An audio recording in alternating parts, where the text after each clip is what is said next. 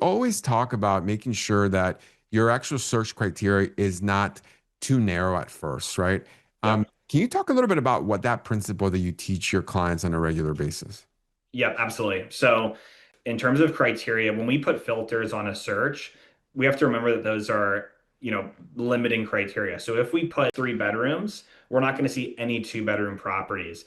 And that's why it's important to have that really refined list of your dream list and why all those things are on your dream list, right? Because if you really just want a bedroom, a guest bedroom, and an office, what if there's like a really nice basement setup or a den on that first floor we could use for an office? So we want to make sure that we're not being overly restrictive with our criteria to make sure that we're not missing the ability to just look at an option in our search. That goes to price as well. It is smart to look slightly over your target budget. If a home's been on the market for just a week or so, Mm. let's not pay attention to that because we're not likely not going to be able to negotiate it to where we want it to be.